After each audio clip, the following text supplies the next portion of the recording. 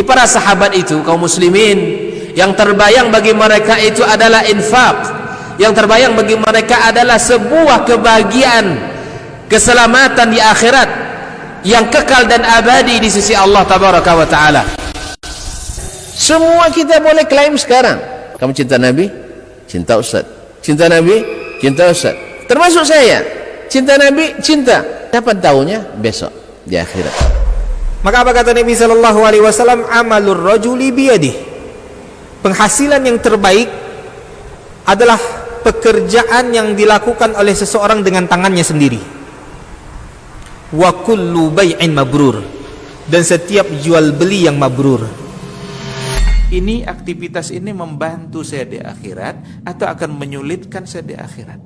Kalau seandainya perbuatan itu ternyata akan menyulitkan kita di akhirat kelak, tinggalkan perbuatan itu.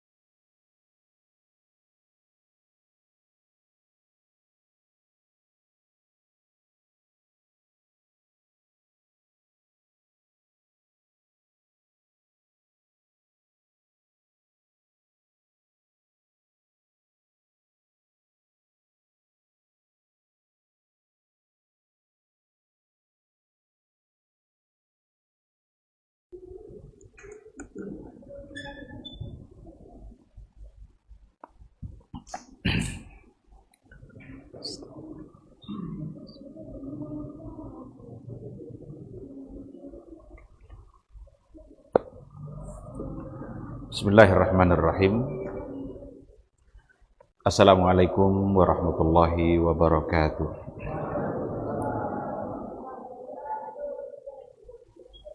Innal hamdalillah nahmaduhu wa nasta'inuhu wa nastaghfiruh wa na'udzu billahi min syururi anfusina wa min sayyiati a'malina. May yahdihillahu fala mudhillalah wa may yudlilhu falan tajida lahu waliyan mursyida. Asyhadu an la ilaha illallah wahdahu la syarikalah wa asyhadu anna Muhammadan abduhu wa rasuluh la nabiyya ba'dah. Ikhwati fillah, ma'asyiral hadirin wal hadirat, bapak-bapak, ibu-ibu, mudah-mudahan kita semua senantiasa dilindungi dan dimuliakan oleh Allah Subhanahu wa taala. Sama-sama kita bersyukur kepada Allah pada maghrib yang penuh berkah ini. Alhamdulillah kita masih sehat, kita masih diberikannya semangat iman. Dengan nikmat sehat dan nikmat iman itulah kita bisa berada di rumahnya yang mulia pada maghrib ini. Mudah-mudahan maghrib yang sudah kita kerjakan secara berjamaah diterima oleh Allah, dan mudah-mudahan duduknya kita di majelis ilmu bisa membuat kita semakin mulia. Karena siapa yang mendapatkan kemuliaan di sisi Allah, maka syaratnya adalah dengan iman dan dengan ilmu. Yarfa'illahu allazina amanu minkum wallazina utul ilma darajat. Allah akan mengangkat derajat orang-orang yang beriman dan orang-orang yang berilmu. Maka maghrib ini benar-benar menjadi berkah bagi kita bersama, yang mudah-mudahan sekali lagi bisa membuat kita semakin mulia. Kita juga harus berselawat dan salam untuk Rasulullah sallallahu alaihi wasallam. Allahumma shalli ala Muhammad wa ala ali Muhammad. Mudah-mudahan kita semakin mencintainya.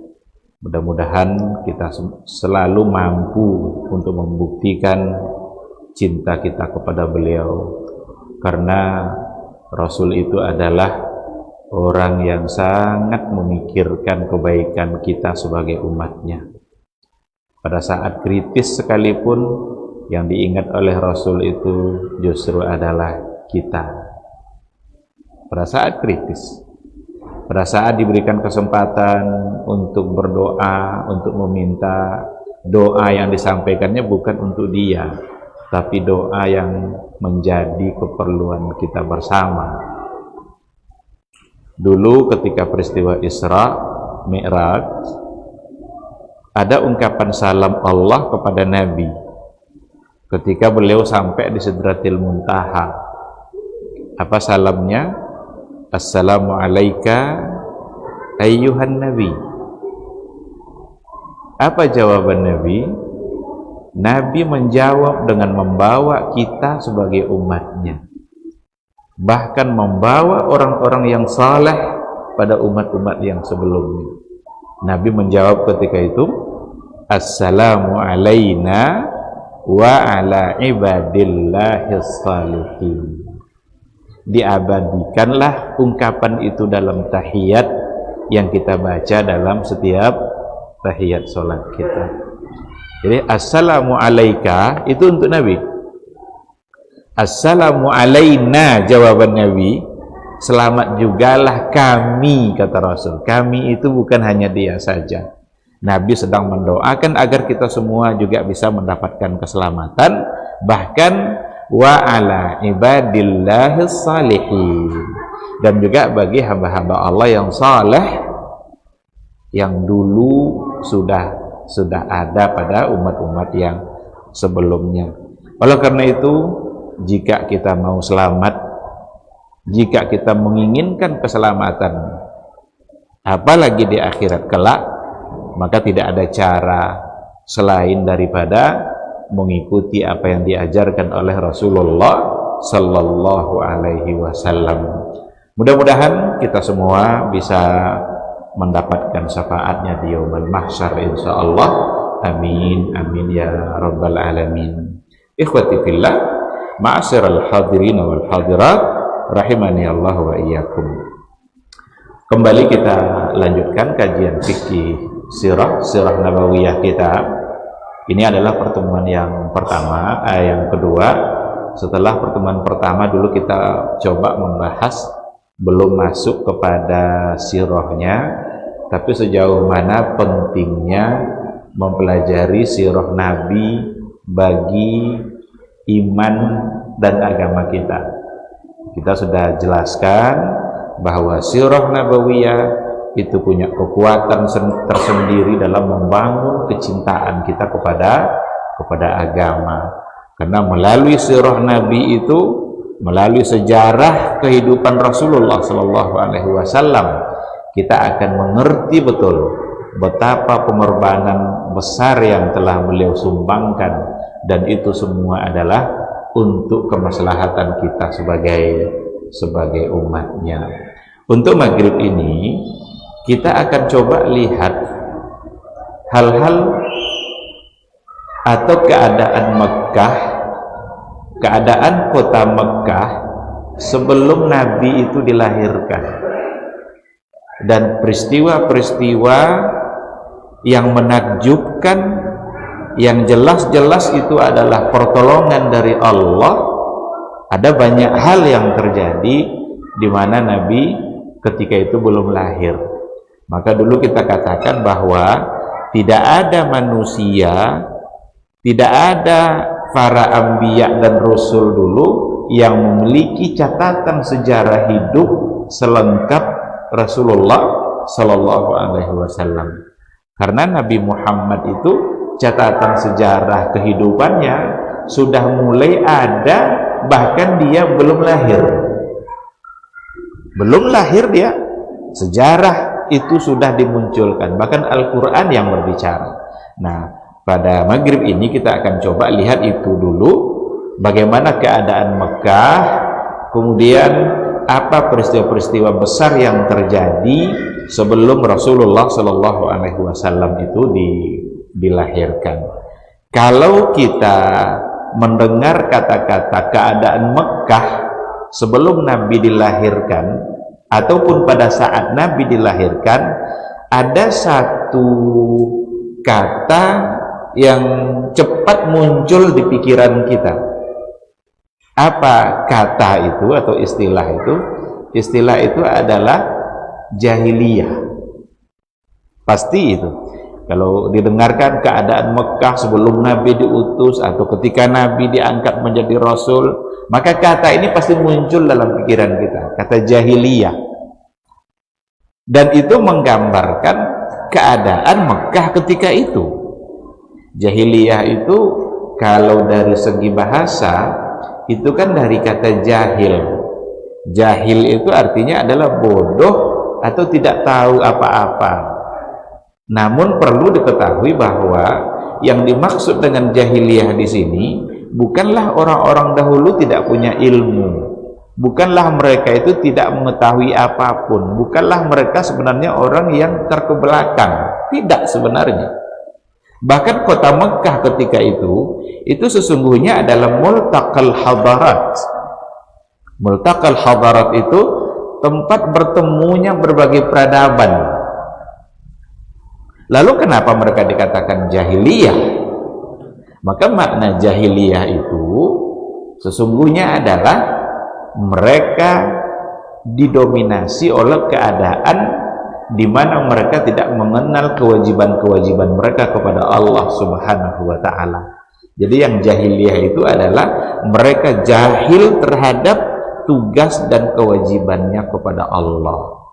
Jahil apa itu akidah, apa itu iman, bagaimana menyembah Allah, itu yang mereka tidak punya. Adapun hal-hal yang lain soal berdagang, perdagangan, orang dulu hebat-hebat. Mungkin jauh lebih kaya-kaya pedagang dulu daripada pedagang-pedagang sekarang. Siapa wanita hari ini yang sekaya Khadijah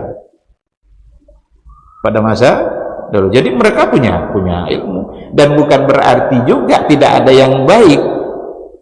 Banyak orang-orang yang baik ketika itu, bahkan masih ada sisa-sisa keyakinan-keyakinan yang diajarkan oleh Nabi yang sebelumnya, yang diistilahkan dengan Al-Ahnaf.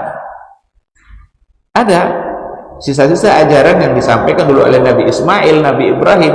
Nabi Ismail kan di kota Mekah, dialah yang membangun kota Mekah itu bersama Nabi Ibrahim, dialah yang membangun Ka'bah itu.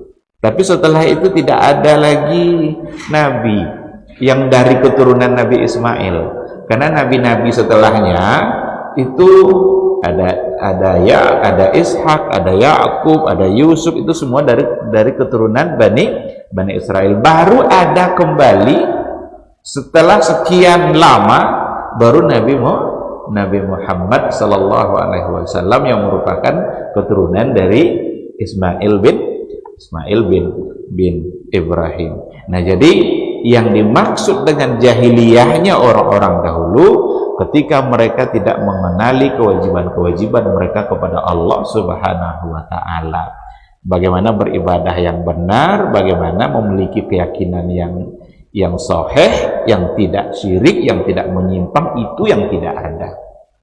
Oleh karena itu, dikarenakan mereka masa jahiliyah, mereka berbuat patokan kehidupan mereka itu apa yang mereka pandang baik, apa yang dinilai baik oleh mereka, yang ternyata kalau dibawa kepada standar agama, kalau dibawa kepada aturan agama, itu semua dirubah oleh Nabi. Maka keadaan jahiliyah yang begitu banyak berbagai macam bentuk dosa dan kemaksiatan didominasi oleh itu.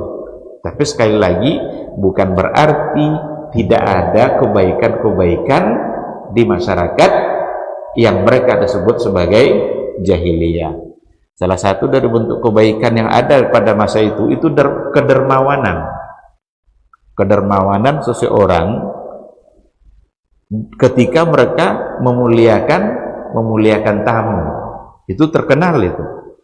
Orang-orang dahulu. Hanya saja didominasi oleh perilaku-perilaku yang menyimpang karena mereka belum mendapatkan bimbingan agama. Kalau kita mau coba lihat bagaimana yang dijelaskan oleh buku ini, di antara bentuk perilaku menyimpang yang ada pada masa jahiliyah dulu, itu luar biasa.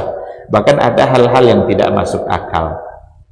Kalau umpamanya dicontohkan, kalau ini kan sudah biasa, ini kan al-qimar atau al-ma'ruf bil maisir. itu perjudian, itu kan sudah hal yang biasa. Sampai sekarang pun perjudian itu juga ada. Ada syurbul khamr, mabuk-mabukan. Jadi kalau ada orang hari ini ingin kembali membolehkan mabuk-mabukan, berarti dia meminta kita kembali pada masa jahiliyah. Karena itu dulu perbuatan jahiliyah yang Rasul datang lalu Rasul menghentikan itu. Turun ayat yang mengatakan bahwa itu semua adalah haram. Maka miras itu ciri-ciri jahiliyah dulu, yang kalau seandainya hari ini kita mau hidupkan kembali, berarti kita ingin menghidupkan ciri-ciri masa jahiliyah dulu. Maka hentikan itu semua. Yang menarik, ada beberapa contoh disebutkan di sini yang menjadi kebiasaan pada masa jahiliyah. Apa itu? Di antaranya adalah nikahul istibda. Nikahul istibda. Apa itu nikahul istibda? Jadi gambarannya nikah istibda itu begini. Apabila seorang istri selesai masa haidnya, berarti kan dia tidak hamil tuh. Nah, sang suami dari istri tadi ini menyuruh istrinya itu untuk tidur bermalam bersama pemuka-pemuka masyarakat agar nanti hamil dan yang lahir itu memiliki sifat seperti orang itu. Umpamanya dia ingin memiliki anaknya tampan, menarik dilihat, dicarinya siapa di situ laki-laki yang paling ganteng, yang paling tampan, disuruhnya istrinya malam itu tidur sama dia, mudah-mudahan hamil dan anaknya lahir mirip dia. Ini kan tidak masuk akalnya, tapi oleh akal mereka masuk. Sinilah jahiliyahnya itu, disitulah kebodohan mereka itu. Jadi berbagai macam bentuk penyimpangan diistilahkan dengan nikahul istibda. Nikah al-istibda.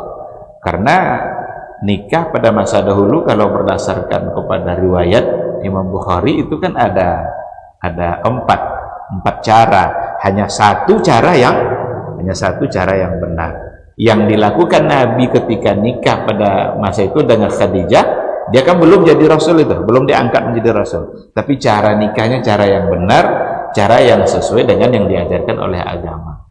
Nah, salah satu dari bentuk yang menyimpang itu adalah nikahul istibda. Ada lagi bentuk yang berikutnya yang biasa ada pada masa jahiliyah. Itu dikatakan i'lanul ima anil baghi bihinna. Jadi ada perempuan-perempuan nakal dan dia mengumumkan kenakalannya itu kepada banyak orang. Dengan cara apa? Bi anta ja'ala ihdahunna rayatan hamra ala babi manziliha litu'raf anha baghyun. Dengan cara meletakkan bendera berwarna merah. Jadi ada bendera merah diletakkannya di pintu rumahnya itu yang menandakan bahwa di dalam ada perempuan yang ingin digauli. Rayatan hamra. Jadi kalau seandainya ada orang-orang yang lewat, ada pemuda-pemuda yang lewat, nampak dia bendera itu, dia sudah paham karena sudah menjadi tradisi mereka. Ada bendera warna merah, berarti di dalamnya ada perempuan yang siap untuk dinikahi. Lewat satu dinikahi, keluar, nanti lewat yang kedua masuk dinikahi lagi, keluar, lewat yang ketiga masuk lagi. Ini juga sesuatu yang tidak masuk akal. Dalam penjelasan yang lain untuk hadis itu, kalau ternyata nanti anaknya lahir, kalau lahir anaknya itu, bagaimana cara menentukan ayahnya? Dipanggil oleh wanita tadi, oleh perempuan tadi, semua yang pernah tidur bersama dia. Kalau umpamanya 10, dipanggil ke 10-nya itu. Nanti ditengok anak ini mirip sama siapa. Jadi tengok satu persatu, si A, tidak mirip, berarti bukan dia ayahnya. Tengok yang B tidak mirip juga, berarti bukan dia. Pas yang giliran C mirip. Nah, ibu inilah yang mengatakan bahwa ayah dari anak ini adalah kamu yang C. Dan dia tak bisa menolak. Maka jadilah dia ayahnya. Nah, ini bentuk-bentuk atau perbuatan-perbuatan jahiliyah yang dulu pada masa itu menjadi biasa. Jadi tinggal tengok-tengok aja pemuda-pemuda itu di mana ada bendera, kalau dia minat, kalau dia mau. Kalau kayak kita kan nengok, kalau kita lewat lalu ada bendera warna putih, apa yang terbayang di pikiran kita? Berarti ada yang meninggal. Jadi lewat kita nampak bendera warna putih, oh ada yang meninggal, otomatis kita akan katakan innalillahi wa inna ilaihi rajiun. Pada masa jahiliyah kalau ada bendera warna merah, berarti ada yang siap untuk dinikahi. Kalau dia mau, dia masuk. Dan bisa sampai jumlahnya itu 9, 10. Ini benar-benar jahiliyah. Oleh akal mereka dianggap baik, tapi sesungguhnya itu adalah perbuatan yang sangat tidak dibenarkan oleh agama. Maka turunlah Islam, diangkatlah Nabi Muhammad menjadi Rasul nantinya untuk kemudian menghapus cara itu semua. Jadi kata Imam Bukhari, dari 4 cara menikah itu hanya yang benar 1, nikahun nasil yaum, pernikahan manusia secara syar'i yang dilakukan hari ini, kata Imam Bukhari. Ketika ia katakan hari ini, berarti pada masa dia, dan itu adalah cara yang syar'i, dan dengan cara itulah Nabi Muhammad nikah dengan Khadijah. Ikhwati fillah, ada banyak hal yang kalau kita mau ambil contohnya yang membuktikan bahwa masyarakat dulu benar-benar pantas untuk disebut sebagai masyarakat jahiliyah, dikarenakan mereka tidak mengerti dengan kewajiban-kewajiban mereka kepada Allah Subhanahu wa ta'ala. Ada yang namanya istilahnya wa'dul banat. Wa'dul banat itu artinya adalah mengubur bayi perempuan hidup-hidup makhafatal 'ar, karena khawatir dianggap hina memiliki bayi perempuan. Pada masa itu justru yang dikubur hidup-hidup itu bukan hanya bayi perempuan saja, juga ada qatlul aulad mutlaqan dzukuran kanu au inathan. Jadi mereka punya kebiasaan membunuh anak-anak itu walaupun laki-laki, jika memang ada kefakiran yang luar biasa yang dihadapi oleh keluarga itu. Jadi ketika anak itu dilahirkan, ayah ibunya dengan kondisi fakir yang luar biasa, maka tidak segan-segan mereka untuk membunuh anaknya. Padahal dalam Islam membunuh jiwa itu sebagai dosa besar. Baik, namun yang menarik adalah meskipun mereka sebagai masyarakat jahiliyah bergelimang dengan dosa, tapi di situ ada Ka'bah. Di situ ada satu kemuliaan, karena memang Al-Quran yang mengatakan bahwa itu tempat yang mulia. Rabbi inni askantu min dzurriyyati biwadin ghairi zi zar'in inda baitikal muharram. Itu ungkapan Nabi Ibrahim yang diabadikan dalam firman Allah yang menceritakan apa yang diungkapkan oleh Nabi Ibrahim.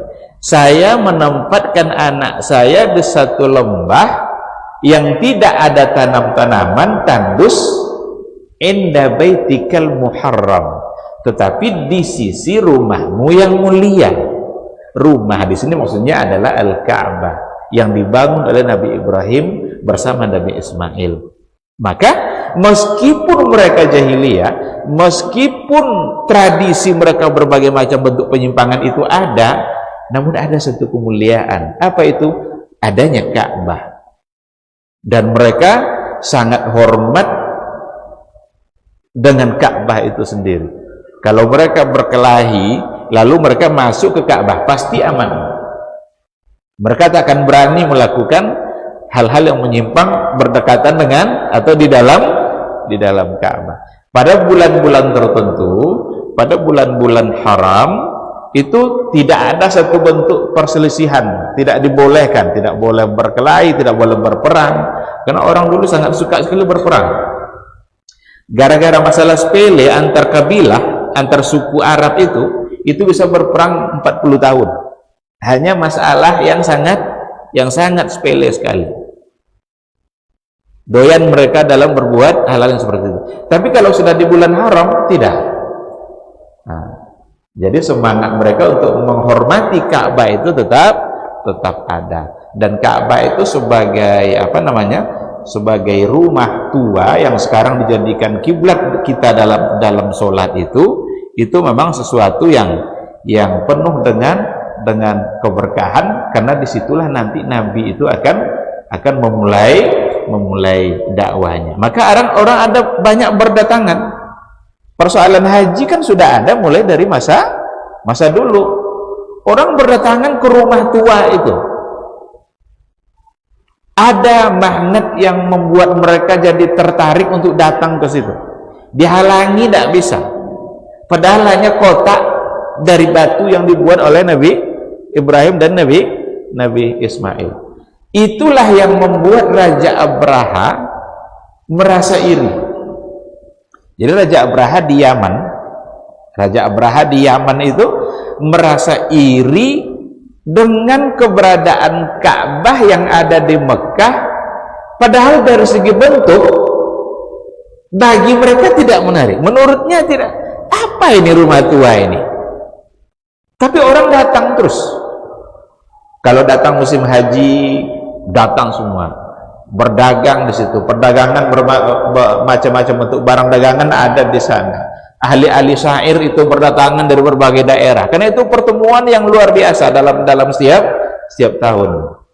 Maka inginlah Raja Abraha ini memindahkan perhatian orang agar tidak lagi perhatiannya ke Ka'bah. Dibangun oleh Abraha itu gereja Kanisah yang sangat indah, sangat cantik di Yaman, agar orang-orang berpindah tidak lagi ke Ka'bah tapi pergi ke Yaman. Selesai dibangun gereja yang di Yaman itu, tetap aja orang tidak melirik apa yang dibangun oleh Raja Abraha itu. Tidak ada yang datang sana. Bahkan dalam catatan sejarah dikatakan ada yang melempar bangunan yang dibangun oleh Raja Abraha itu dengan kotoran. Semakin sakit hatilah Raja Abraha ini. Nah, disitulah muncul keinginannya, oh kalau begini berarti Ka'bah harus dihancurkan. Sudah dibuatkan yang lebih bagus, jauh lebih indah, tapi tak membuat orang jadi tertarik. Tetap saja orang melirik ke Ka'bah.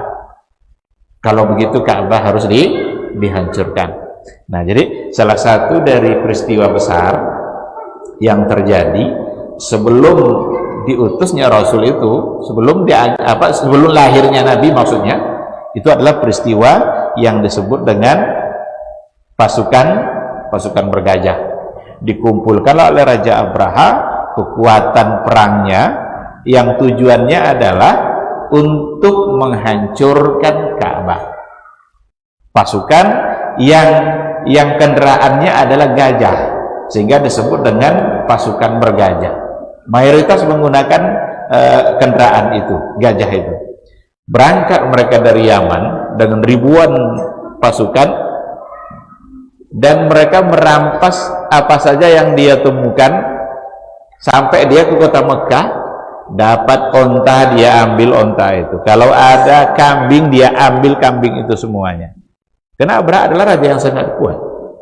Termasuk yang dirampasnya adalah onta Abdul Muthalib yang berjumlah lebih kurang 200 ekor. Sebelum mereka masuk ke kota Mekah itu, Raja Abraha menemui Abdul Muthalib. Apa kata Raja Abraha? Karena Raja Abraha tahu bahwa pemimpin Arab ketika itu adalah Abdul Muthalib, dari suku Quraisy, dari Bani Hashim. Datang dia menemuinya, minta izinkan kami untuk menghancurkan Ka'bah. Apa kata Abdul Muthalib? Ka'bah itu bukan milik saya. Ka'bah itu milik Rabbnya. Ada Tuhannya Ka'bah itu. Kalau mau menghancurkan, minta izinlah ke Tuhannya, jangan minta izin ke saya, karena itu bukan milik saya. Yang penting bagi saya sekarang, kata Abdul Muthalib, balikkan onta saya yang 200 itu.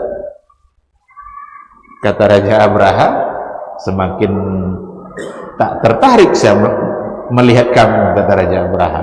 Ketika Ka'bah ingin dihancurkan, kamu hanya memikirkan diri kamu sendiri. Kenapa Abdul Muthalib minta itu? Saya berhak meminta karena onta milik saya. Tapi kalau Ka'bah bukan milik saya, jadi minta izinnya bukan ke saya. Oh, kalau begitu berarti tidak ada alasan kecuali Ka'bah harus dihancurkan.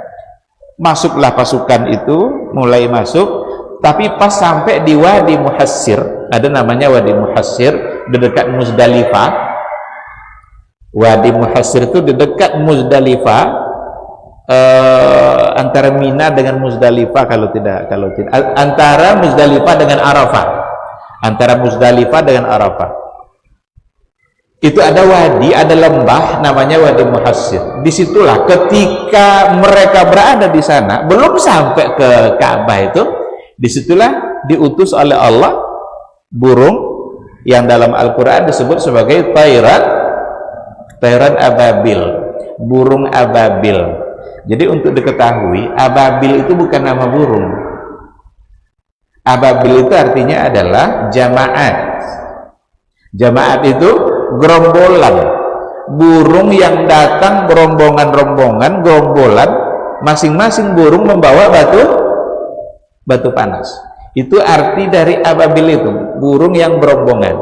Kita sekarang menganggap itu sebagai nama burung. Karena orang Arab juga nggak kenal sama burung itu, karena burungnya tiba-tiba datang diutus oleh Allah Subhanahu wa taala, yang sengaja diutus untuk menghancurkan Raja Abraha. Nah, ketika batu itu ditimpakan ke mereka, bahkan ke gajah-gajah mereka, ka'asfin ma'kul, itu sama seperti dedaunan yang dimakan oleh ular. Jadi kena api langsung tubuhnya itu dimakan oleh api. Jangankan orang, gajah saja yang sebegitu besar dan sebegitu kuat hancur dibuat oleh batu-batu panas yang dibawa oleh burung yang berombongan tadi itu.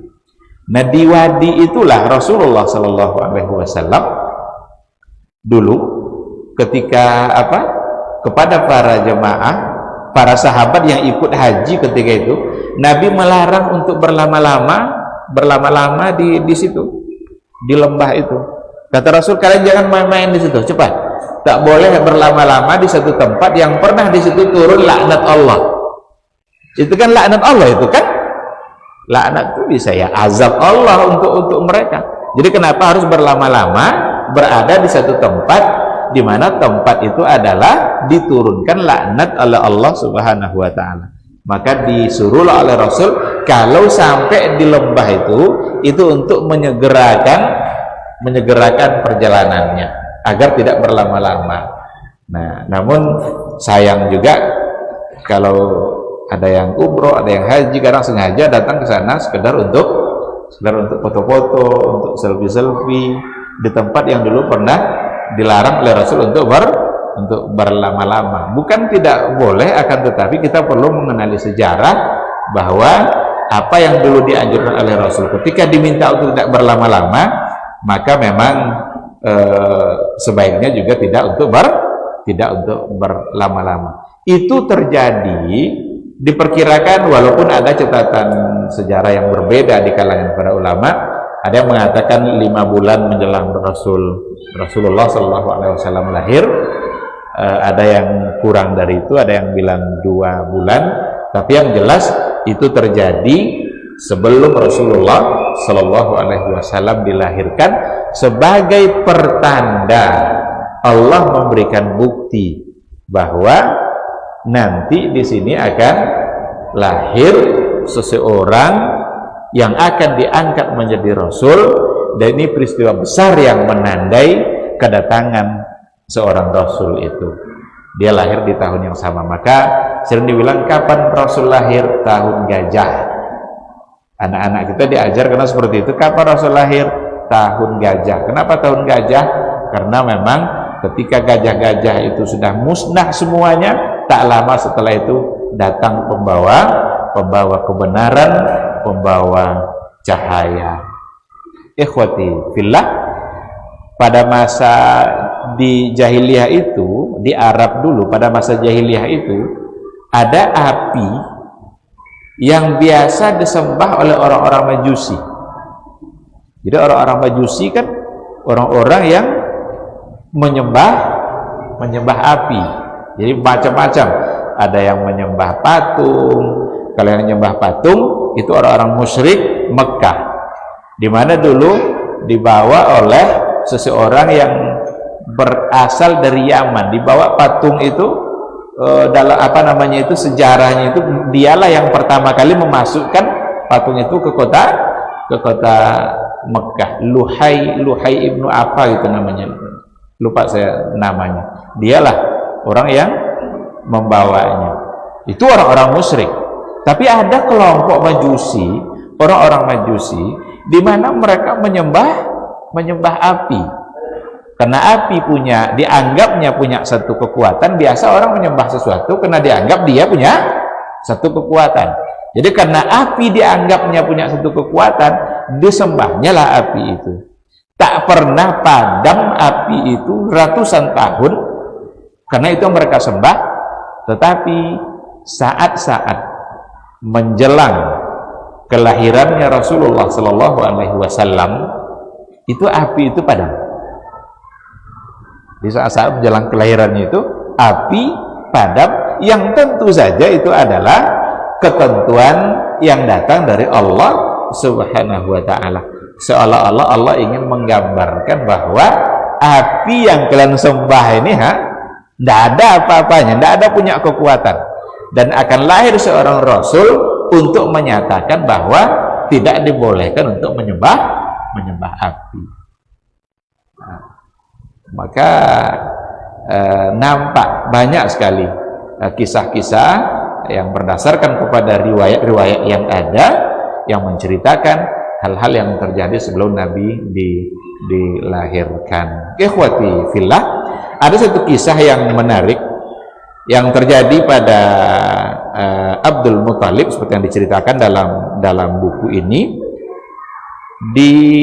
dengan sanad yang sahih. Dikatakan bahwa rijaluhu kulluhum thiqat. Sanad atau yang menerangkan hadis ini itu semuanya adalah berstatus thiqah, dapat terpercaya. Abdul Muthalib itu pernah berjanji, bernazar. Di antara bentuknya adalah, di antara bentuk nazarnya itu adalah, kalau seandainya dia sampai memiliki 10 anak, maka akan disembelihnya 1. Kalau sampai 10. Setelah ternyata sampai. Tambah terus, jadilah jumlahnya 10. Ketika sudah sampai jumlahnya itu 10, falamma tawafalahu 'asharatu aqra, setelah sampai 10, bingung dia, siapa yang harus disembelih? Nah, dicoba undi. Kalau begitu harus diundi.